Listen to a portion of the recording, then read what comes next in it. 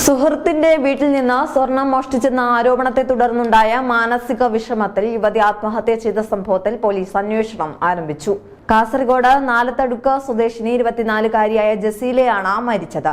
താൻ നിരപരാധിയാണെന്ന് വ്യക്തമാക്കുന്ന വീഡിയോ പങ്കുവച്ച ശേഷമാണ് ജസീല ആത്മഹത്യയ്ക്ക് ശ്രമിച്ചത്. കഴിഞ്ഞ ഞായറാഴ്ചയാണ് ജസീല എലിവിഷം കഴിച്ചത്. ഉടൻ തന്നെ കാസർഗോട്ടെ സ്വകാര്യ ആശുപത്രിയിൽ പ്രവേശിപ്പിച്ചെങ്കിലും ചികിത്സയിലിരിക്കെ മരണം സംഭവിക്കുകയായിരുന്നു. ജസീലയുടെ സുഹൃത്തിന്റെ വീട്ടിൽ നിന്ന് 9.5 പവൻ സ്വർണം നഷ്ടപ്പെട്ടതുമായി ബന്ധപ്പെട്ട പരാതിയിലാണ് അദൂർ പോലീസ് അന്വേഷണം നടത്തിയിരുന്നത്. അന്വേഷണത്തിന്റെ ഭാഗമായി ജസീലയെ സ്റ്റേഷനിലേക്ക് വിളിച്ചു വരുത്തുകയും യുവതിയുടെ വീട്ടിൽ പോലീസ് പരിശോധന നടത്തുകയും ചെയ്തിരുന്നു. എന്നാൽ മോഷണത്തിൽ ജസീലയ്ക്ക് പങ്കുണ്ടെന്ന് തെളിയിക്കുന്ന യാതൊരു സൂചനയും പോലീസിന് ലഭിച്ചിരുന്നില്ല. ആത്മഹത്യയ്ക്ക് മുമ്പ് ജസീല ചിത്രീകരിച്ച വീഡിയോയിൽ പറയുന്ന കാര്യങ്ങൾ ഇപ്രകാരമാണ്.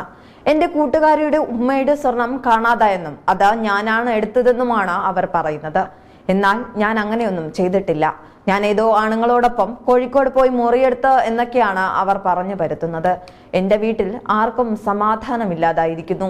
ഞാൻ മരിച്ചാൽ അതിന് കാരണക്കാരായവർക്ക് ശിക്ഷ വാങ്ങിച്ചു കൊടുക്കണം. ഞാൻ എടുക്കാത്ത സ്വർണം ഞാൻ എങ്ങനെയാണ് തിരിച്ചു കൊടുക്കുക?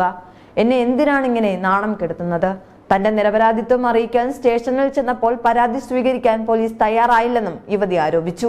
സുഹൃത്തിന്റെ ബന്ധുക്കൾ വീട്ടിലെത്തി ജസീലയെ ഭീഷണിപ്പെടുത്തിയതായി മാതാവ് പറയുന്നു.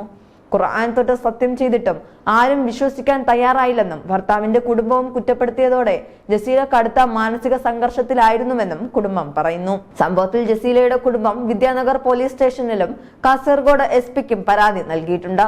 സ്വർണം നഷ്ടപ്പെട്ടതുമായി ബന്ധപ്പെട്ട പരാതി ലഭിച്ചെങ്കിലും നിലവിൽ FIR രജിസ്റ്റർ ചെയ്തിരുന്നില്ലെന്ന് പോലീസ് വ്യക്തമാക്കി. പ്രാഥമിക അന്വേഷണത്തിന്റെ ഭാഗമായാണ് ജസീലയെ ചോദ്യം ചെയ്തത്.